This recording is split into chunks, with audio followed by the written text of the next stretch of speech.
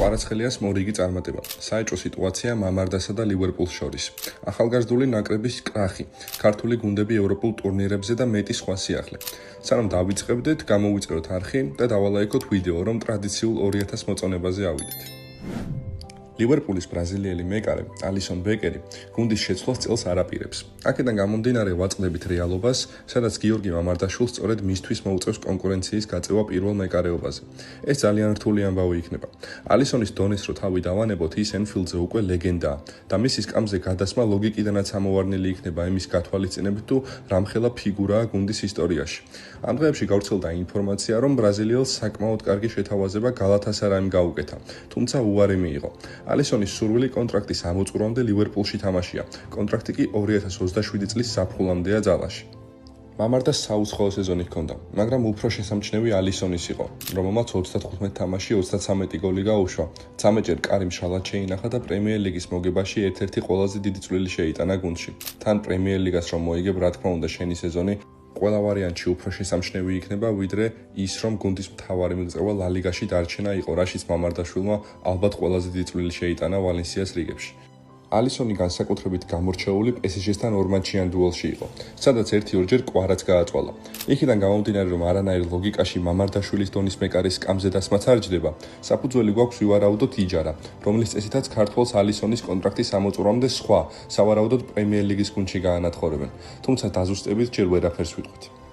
საქართველოს ახალგაზრდული ნაკრებისთვის ევრო 2025 სამწუხაროდ ჯგუფურ ეტაპშივე დასრულდა. ბოლომდე ბრძოლა ვნახეთ მათგან. ბოლო წუთებზე უიღბლო წაგებული თამაშიც, მებრძოლი ხასიათიც. პორტუგალიასთან მათაც და დიდ ნაკრებსაც გადამწყვეტი მატჩები კარგად ახსოვთ, თუმცა ამჯერად სცენარი სხვანაირი იყო. თუ ჯგუფის ბოლო თამაშს მოვუგებდით, გავიდოდით პლეი-ოფში, შესაბამისად მთლიანად ჩვენს თავზე ვიყავით დამოკიდებულნი. მესამე წუთზე მოიდინა ნოდიშარია გაგვიგდეს და ყველაფერი შეიცვალა.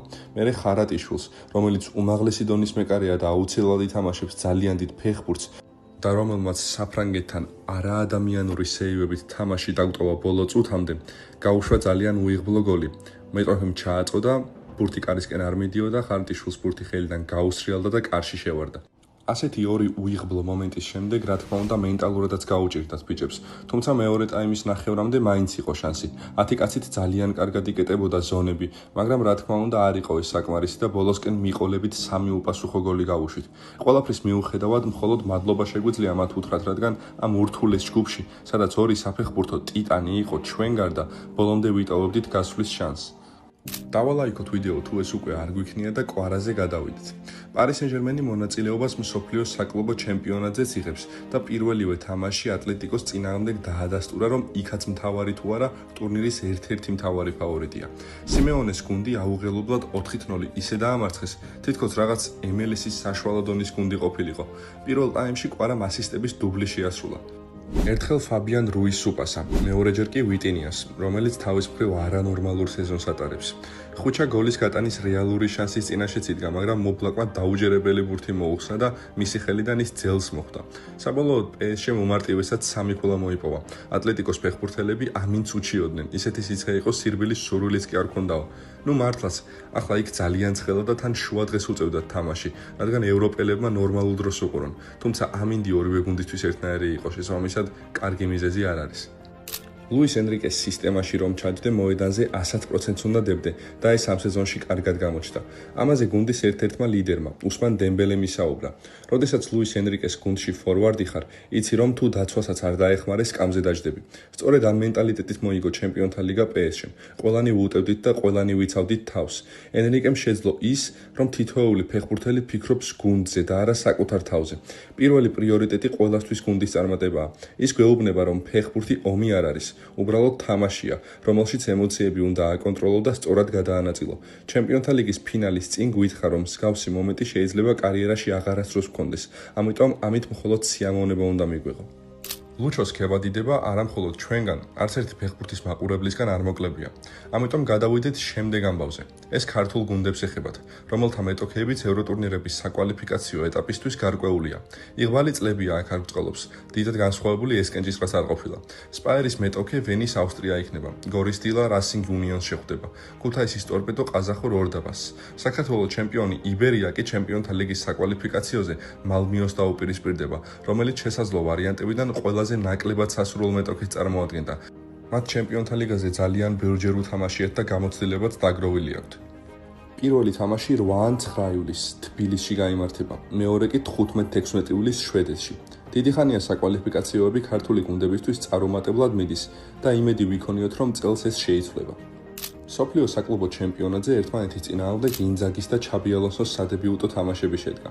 რეალმა და ალ-ჰილალმა ქულები გაიყვეს. მატჩი 1-1 დასრულდა. მატჩის ბოლო წუთზე როხი ბლანკოს შანსი ჰქონდა თამაშის მოგების, თუმცა 11 მეტრიანი ნიშნულიდან ფედერიკო ვალვერდემ ბონოს ვერ აჯობა. შესაბამისად, ალონსოს დებიუტი მთლად საოცნებო ვერ გამოვიდა. ბარსელონასაც შევეხოთ. 24 წლის მეკარე ჟოან გარსია სწორედ მათი ფეხბურთელია. კატალონიელებმა იგი ესპანიოლიდან 25 მილიონის სანაცვლოდ გადაიბირეს. საინტერესოა შესნისა და ტერ შტეგენის სიტუაცია. 25 მილიონად ნაყითი მეკარე რა თქმა უნდა რომ სკამისთვის არაა გათვლილი. შესნი კიდევ მარტივად შეეგოება ამ ამბავს. კაცმა 1 წლის წინ კარიერა დაასრულა, მაგრამ გერმანელის სიტუაცია ეჭვქვეშ დგას. თან მით უმეტეს, რაც არ უნდა იყოს ტერ შტეგენი გუნდის კაპიტანია. ჩვენ წინასწარ ვერაფერს ვიტყვით. საბოლოო სიტყვა ჰანსი ფლიკმა უნდა თქვას და ჩვენც მას მოусმენთ. ბარსელონა გარსიას გარდა ნიკო ვილიამსაც შეუთანხმდა. ფეხბურთელსა და გუნდს შორის დასალაგებელი აღარაფერია. კონტრაქტს 2031 წლამდე დადებენ. ახლა მხოლოდ ბილბაოსთან მოლაპარაკებები აქვს დარჩენილი კატალონიელებს. ნიკო, იამალი და რაფინია ერთ შეტევაში ძალიან ლამაზი სანახავი და მეტოქეებისთვის საშიში იქნება. სოფლიო საკლუბო ჩემპიონატის პირველი თამაშის წინ გულშემატკივრებთან შეხვედრისთვის ხვიჩა კვარაცხელიამ რონალდოზე და მესიზე ისაუბრა. მან კითხვა მიიღო თუ რომელი ჯობდა. ასე უპასუხა: კრისტიანო რონალდო ძალიან მიყვარს, მაგრამ ლიონელ მესი სხვა პლანეტიდან არის. როგორც ვიცით, კვარა დიდი რონალდოს ფანია, მაგრამ ობიექტურობა შეინარჩუნა შეფასების დროს. ჩვენი ვიდეო კი აი ამ საინტერესო ამბით დასასრულს მიუახლოვდა.